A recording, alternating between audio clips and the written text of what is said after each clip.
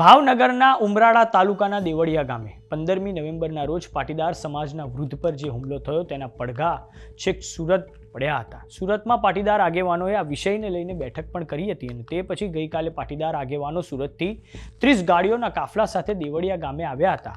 તો હવે આજે દેવળિયા ગામે માલધારી સમાજની બેઠક યોજાઈ હતી અને આ પછી બપોર બાદ પાટીદાર સમાજની બેઠક પણ ફરી યોજાઈ હતી. આમ ભાવનગરના દેવળિયા ગામે માલધારી સમાજ અને પાટીદાર સમાજે પોતપોતાની રીતે શક્તિ પ્રદર્શન કર્યું છે.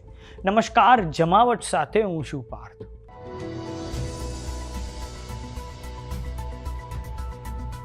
ભાવનગર જિલ્લાના ઉમરાળા તાલુકાનું દેવળિયા ગામ, જ્યાં 15મી નવેમ્બરના રોજ પાટીદાર સમાજના વૃદ્ધ પર જે હુમલો થયો તેને લઈને આ ગામમાં તણાવ વધી ગયો છે.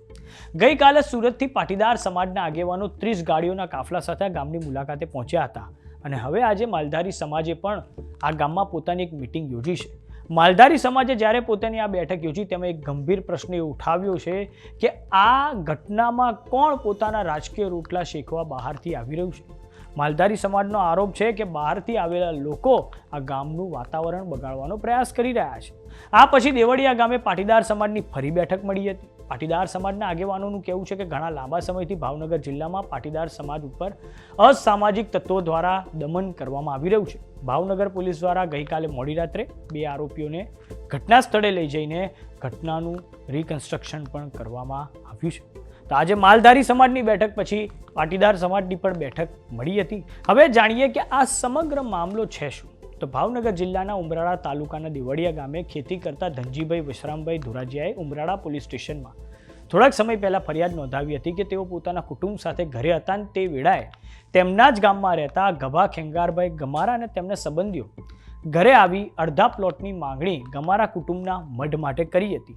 જ્યારે મઢ માટે ધનજીભાઈએ પહેલેથી જ 12 ફૂટ જગ્યા આપેલી હોય એમ છતાં અડધા પ્લોટની માંગણી ન સ્વીકારતા ગભા ખેંગારભાઈ ગમારાએ એકદમ ઉશ્કેરાઈ જઈ લાફો મારી ધનજીભાઈના ઘરની મહિલાઓને ગાળો આપી હતી અને તેના પછી સાથે આવેલા અન્ય 5 થી 6 લોકોએ ધનજીભાઈ સાથે ખરાબ વ્યવહાર પણ કર્યો હતો, જેથી ધનજીભાઈએ ઉમરાળા પોલીસ મથકમાં ગભા ખેંગારભાઈ ગમારા અને તેમના કુટુંબીજનોની સામે ફરિયાદ નોંધાવી હતી.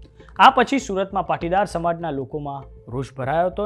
તે બાદ સુરતમાં 17મી નવેમ્બરે મોટા વરાછા વિસ્તારમાં આસ્થા ફાર્મ હાઉસ ખાતે પાટીદાર આગેવાનોની એક મિટિંગ યોજાઈ હતી, જેમાં પાટીદાર આગેવાનો અલ્પેશ કથિરિયા, વિજય માંગુકિયા સહિતના આગેવાનો હાજર રહ્યા હતા. તો હવે ગઈકાલે મોડી રાત્રે પોલીસ દ્વારા આ ઘટના સાથે સંકળાયેલ 2 આરોપીઓનું એક સરઘસ કાઢ્યું હતું અને ઘટનાનું સંપૂર્ણ એક રિકન્સ્ટ્રક્શન પણ કરવામાં આવ્યું છે. તો હવે આજે માલધારી સમાજની પહેલા બેઠક યોજાઈને પછી પાટીદાર સમાજની બેઠક યોજાઈ છે. તો ભાવનગર જિલ્લાની આ ઘટનાને લઈને આપનું શું માનવું છે અમને કોમેન્ટ બોક્સમાં લખીને જરૂર જણાવો. જો તમે અમને યુટ્યુબ પર જોઈ રહ્યા તો સબસ્ક્રાઇબ કરો, જો તમે અમને ઇન્સ્ટાગ્રામ અને ફેસબુક પર જોઈ રહ્યા તો ફોલો કરો. સાથે જ અમારી વોટ્સઅપ ચેનલ આવી ગઈ છે, જોઈન કરવાનું ના ભૂલતા. નમસ્કાર.